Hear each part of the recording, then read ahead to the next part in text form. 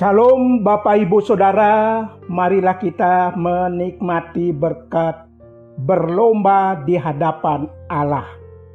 Marilah kita berdoa sebelum membaca dan merenungkan firman Tuhan. Ya Tuhan, sungguh kami bersyukur Engkau mengaruniakan kami kesempatan untuk hidup berlomba di hadapan-Mu. Biarlah semua hasil perlombaan itu untuk puji dan hormat nama-Mu.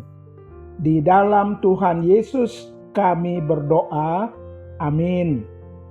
Bapak, Ibu, Saudara, firman Tuhan sudah tersedia. Marilah kita baca dan kita renungkan bersama. Firman Tuhan yang tertulis dalam Ibrani 12 ayat 1 sampai ayat 11. Kita baca ayat 1 yang berkata demikian. Karena kita mempunyai banyak saksi, bagaikan awan yang mengelilingi kita, marilah kita menanggalkan semua beban dan dosa yang begitu merintangi kita, dan berlomba dengan tekun dalam perlombaan yang diwajibkan bagi kita. Bapak, Ibu, Saudara, dalam kasih Tuhan, tentu kita mengetahui bahwa di dunia ini sering terjadi berbagai perlombaan yang dihubungkan dengan berbagai peristiwa. Dalam setiap perlombaan ada persyaratannya yang perlu diperhatikan dan diikuti oleh para peserta.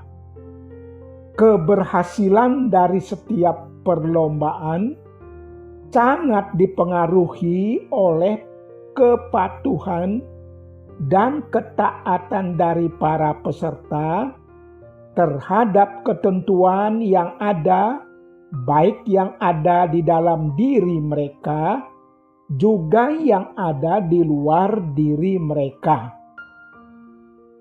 Perikop firman Tuhan yang kita baca dan renungkan, khususnya ayat 1, menyatakan bahwa kehidupan Kristen, kehidupan kita, digambarkan seperti suatu perlombaan. Paling tidak ada 3 syarat yang harus dilakukan, yang harus dipenuhi supaya menang. Pertama, berlomba dalam kondisi diri yang ringan. Ayat 1a berkata, karena kita mempunyai banyak saksi bagaikan awan yang mengelilingi kita, marilah kita menanggalkan semua beban dan dosa yang begitu merintangi kita. Untuk meraih kemenangan, seseorang pelari harus menggunakan perlengkapan seringan mungkin. Demikian juga dengan kita.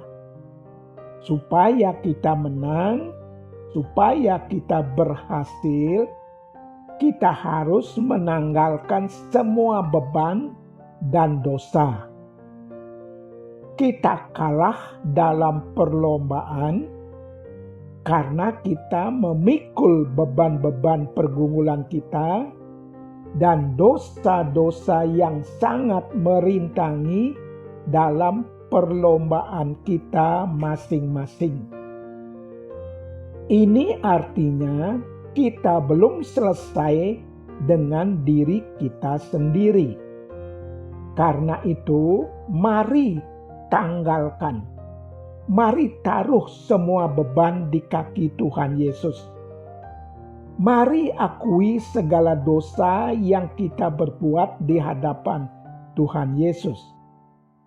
Mari yakin bahwa Allah yang Maha Pemurah dan Penyayang memberi kita kelegaan dan pengampunan atas segala kejahatan yang kita akui di hadapannya.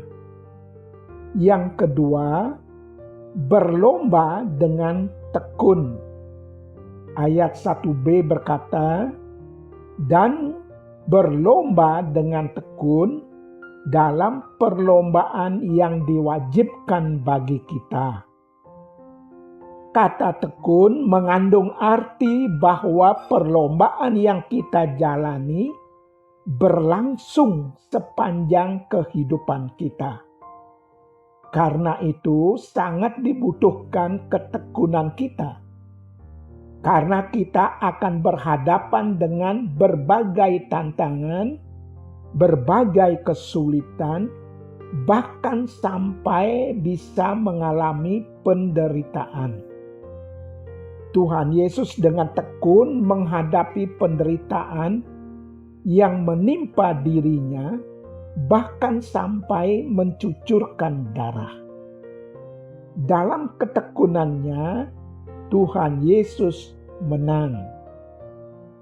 Seringkali Tuhan Yesus mengizinkan kita juga mengalami berbagai penderitaan, berbagai kesulitan, dan berbagai tantangan untuk membentuk pribadi kita, untuk membentuk hidup kita, supaya kita belajar tekun dalam iman untuk menikmati anugerah demi anugerahnya, sehingga kita menjadi kuat sampai meraih kemenangan.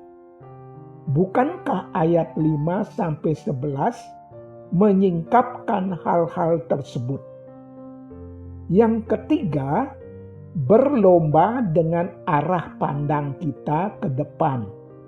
Ayat 2 berkata, marilah kita melakukannya dengan mata yang tertuju kepada Yesus, yang memimpin kita dalam iman dan yang membawa iman kita itu kepada kesempurnaan, yang dengan mengabaikan kehinaan tekun memikul salib, ganti sukacita yang disediakan bagi Dia yang sekarang duduk di sebelah kanan tahta Allah.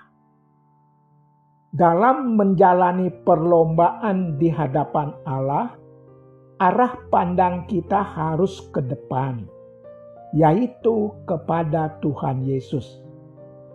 Firman Tuhan meminta agar kita tidak terganggu dengan apa yang ada di belakang pada saat berlomba. Sangat dimungkinkan terjadinya kekalahan dalam berlomba bila kita masih senang menoleh ke belakang kepada kehidupan yang lama dengan segala kesenangan-kesenangannya. Sebagai contoh, istri Lot menjadi tiang garam karena menoleh ke belakang. Akibatnya, ia tidak berhasil meneruskan perlombaan hidupnya. Kita tidak perlu gagal seperti yang dialami oleh istri Lot. Bapak, Ibu, Saudara dalam kasih Allah, saat ini kita masih berada di tengah berbagai kesulitan, berbagai pergumulan, berbagai tantangan. Salah satunya adalah pandemi COVID-19 yang belum teratasi. Keadaan ini cukup menggoncangkan kehidupan kita. Mari berlomba di dalam Tuhan agar kita mampu meraih kemenangan. Kita terus belajar menjalani perlombaan dalam hidup kita ini dengan menanggalkan semua beban di kaki Tuhan Yesus dan mengakui segala dosa yang begitu merintangi. Biarlah keringanan berbagai beban menolong kita mengalami kemenangan demi kemenangan dalam perlombaan hidup kita ini. Kita pun harus berlomba dengan tekun. Apapun yang terjadi dalam hidup kita, dan di luar diri kita. Dengan keyakinan Allah menolong diri kita. Berhasil atau tidak berhasilnya perlombaan yang kita jalani dalam kehidupan ini sangat dipengaruhi oleh pandangan kita ke depan, yaitu fokus kepada Tuhan Yesus. Kiranya Allah memberkati perlombaan hidup kita. Amin. Marilah kita berdoa. Ya Allah, perjalanan hidup yang Engkau karuniakan adalah bagaikan orang berlomba. Tolonglah kami ya Allah agar senantiasa keluar sebagai pemenang. Di dalam Tuhan Yesus kami berdoa. Amin.